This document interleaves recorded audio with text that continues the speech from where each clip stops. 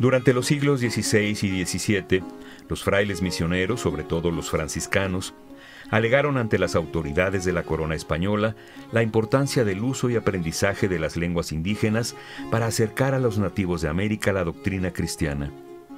Con este argumento se preparó un considerable número de obras de las lenguas indígenas, artes o gramáticas, así como vocabularios.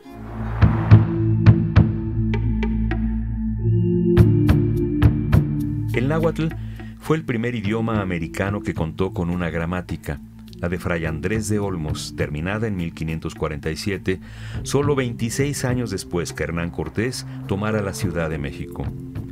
La propuesta de este trabajo fue abordar la necesidad que tuvo la empresa de la conquista de hacer coexistir el español y el náhuatl, lenguas que a su vez representaban diferentes cosmovisiones.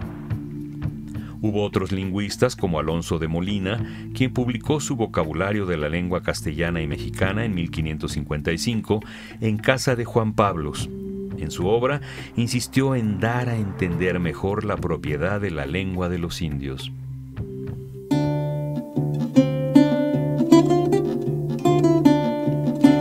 La actuación de los frailes y las disposiciones de la corona que imponían el aprendizaje de las lenguas indígenas, en quienes, como los religiosos y curas seculares, debían tratar de continuo a los que eran nativos, hizo que la empresa lingüística no se limitara a los idiomas con mayor número de hablantes.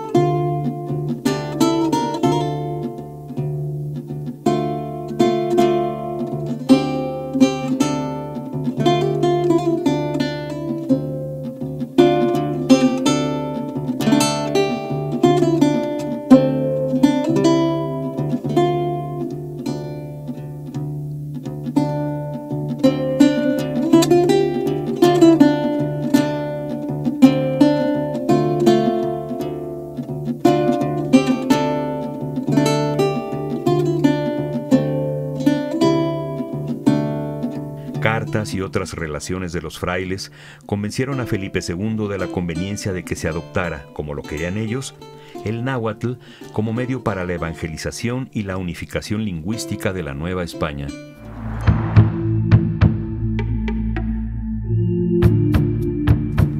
La gran mayoría de indígenas mantenían su lengua propia y buen número se comunicaba a sí mismo en náhuatl. Además de que en no pocos conventos se seguían enseñando gramática, lectura y escritura, sobre todo en náhuatl. En 1642 se instituyeron en la Real y Pontificia Universidad cátedras de las lenguas mexicana y otomí.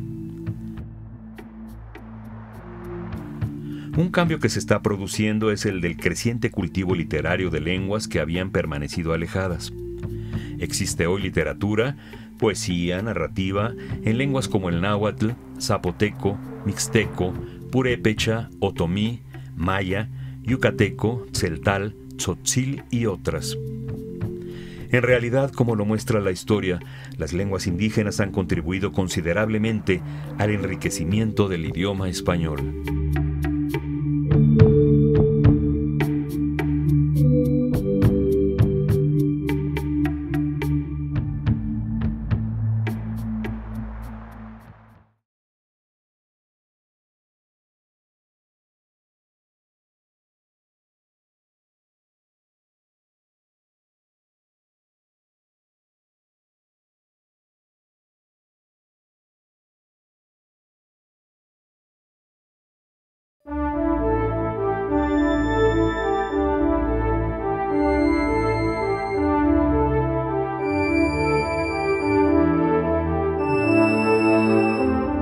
Entre los fondos y colecciones antiguos que custodia la Biblioteca Nacional de Antropología e Historia, los impresos y manuscritos en lenguas indígenas son clave para estudiar acontecimientos sociales y culturales desencadenados por la conquista del Nuevo Mundo.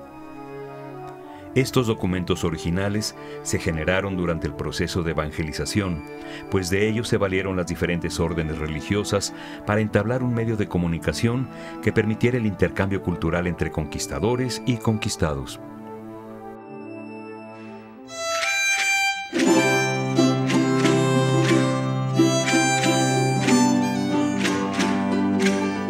La importancia de estos textos, escritos en lenguas indígenas, radica en los conocimientos que reúnen. En ellos vemos reflejados aspectos espirituales en los catecismos, confesionarios y libros de fiestas religiosas, así como los inicios de estudio de lingüística con las artes de la lengua y vocabularios. La literatura también se hizo presente en versos e historias como el Nican Mopowa.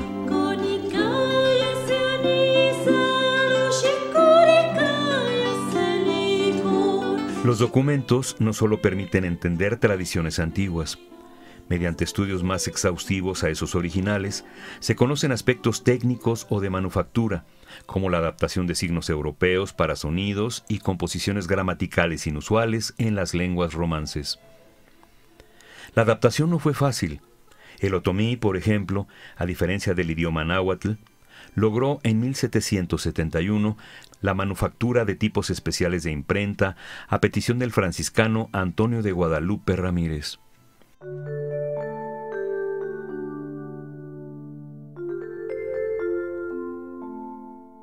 A principios del siglo XIX comenzó a escasear la producción literaria.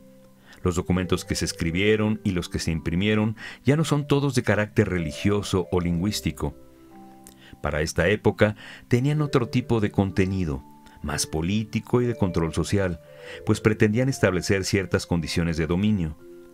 Tal es el caso de un bando impreso en 1810, firmado por Francisco Javier Venegas, virrey de la Nueva España, en el que se transcribe en náhuatl el Real Decreto de Fernando VII para que se libertara de trabajo a todos los indios tributarios.